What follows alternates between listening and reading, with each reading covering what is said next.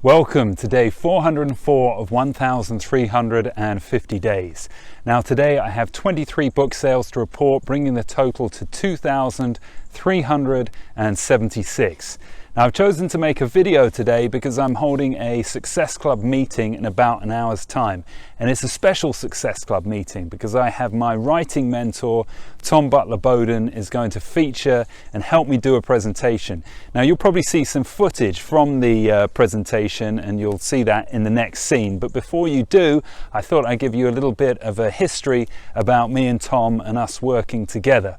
Tom is basically my writing mentor. He was there at the start when this whole project to become a best-selling author, or even just to becoming an author, began. And that was way back in 2007 when I first had the idea for writing a book. I sent Tom my manuscript. Now at the time he'd just started writing his books.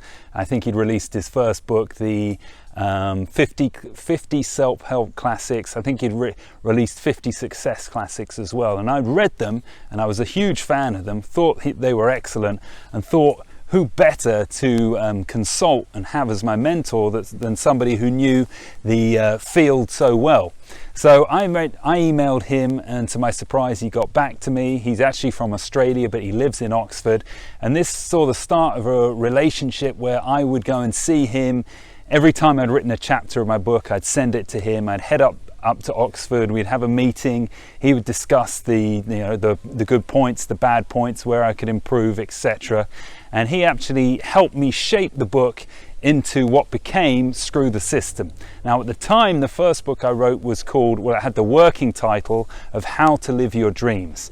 And he just said that didn't really have enough edge and I needed something a bit more, that would stand out a little bit more. And there was one chapter within that first manuscript I sent him, and that was the Screw the System chapter, that really stood out to him. And he said I needed to make that the focus of my book, which I did. I then had to go and rewrite it a little, but it came out, and I first released it as Screw the System in 2012, updated it in 2015, 2016, it became Escape the System, and now obviously I have my new book, Do the Work You Love, out. Tom didn't help me at all on Do the Work You Love, but he was a huge influence on the first book, and that's why I'm so excited to have him come speak at my Success Club tonight, which you should now see a little bit of footage from.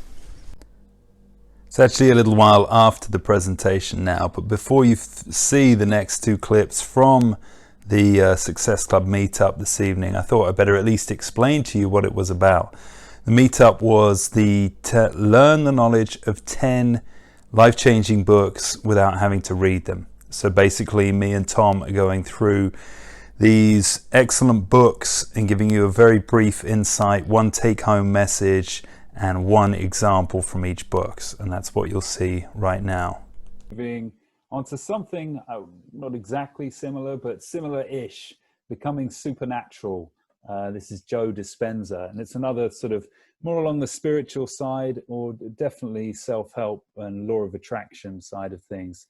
I read this recently, and it's a good book, but it sort of separates itself from a lot of the law of attraction books because it's packed with a lot of science. He is a doctor himself, and he conducts a lot of experiments at his retreat. So not only do you have the mentioning the law of attraction, but you can actually see a lot of experiments which seem to indicate that there's something in this idea that both our thoughts and feelings shape our realities.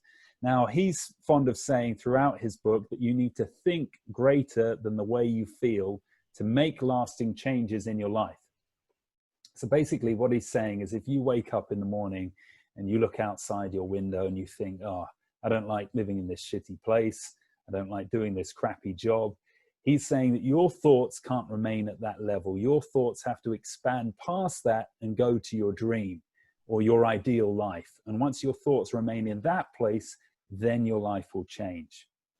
So if you're not happy with your present environment, imagine you are living your dream life now. And this change in state will bring about a new reality for you. One of these interesting experiments conducted at his workshop is where he tested his attendees for immunoglobulin A levels. Now, immunoglobulin A is a protein which helps the efficient running of the immune system. And what he found is that after 4 days of practicing elevating emotional states for 10 minutes, 3 times a week, there were huge changes in the attendees' levels of immunoglobulin A, and that the average levels rose by almost 50%, which demonstrated that epigenetic change is possible without needing an external stimulus.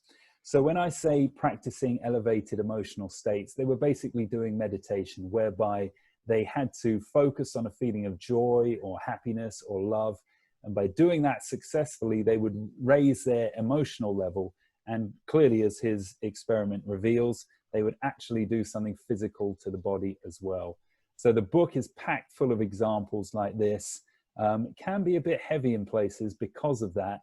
But if you want sort of proof that there is something behind the law of attraction, and that by your efforts to raise your energy and to change your thinking are actually going to be beneficial and are going to make a difference to your life, then I'd thoroughly recommend this book. I love business biographies, or any biography for that matter. I love getting into detail about how a person became what they became and their backstory and everything. I mean, I could have picked any ones here. I read a great one recently, the founder of Nike, Phil Knight, called Shoe Dog. I read a good one on Elon Musk, just a ton of them. Anyway, this one, in some ways, he's quite a controversial figure. He sort of helped create the modern oil industry, John D. Rockefeller, by standardizing oil. And back in the days when when cars were even barely invented, but he became the sort of Bill Gates of his age, I guess. But I like it because just the sort of arc of what a person can do in their life. He had pretty humble background, really, but he was always very driven. And his father was a bit of a huckster, like a con man, and wasn't at home much. So his mum put him in charge of the household. And even when he was like 13, she said, let's leave it to John's judgment. And I like that story because I've found, like, I've got a daughter myself who's sort of mid-teens, and I found that the more responsibility you give them, or the more judgment that you give them, they tend to get better at it instead of mollycoddling. And I'm very interested in this idea of judgment, full stop, how people develop judgment. And this guy had it in spades. This whole idea of intentionality, really, that he from quite young, he set out in terms of life purpose, what he wanted to do, and that was very focused on it.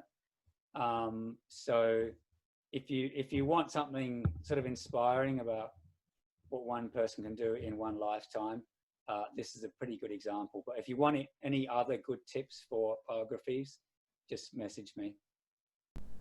So the event is finished. It went really well. I was really happy with it. I think we had about 17, 18 people show up, which is quite high for my online Success Club meetings. It was great having Tom there doing the presentation with me. And that brings day 404 to a close. Join me next episode, where I'm going to be taking photos for the front cover of my third book with the working title, A Genius of Joe Barnes. And actually, with the end of this meetup, this online meetup, which I've done, I'm going to take a bit of a break from running those, because I really need to focus on getting the third book finished, promoted, and ready to go, because I am well behind on my quest to sell 1 million copies of my book in 1,350 days.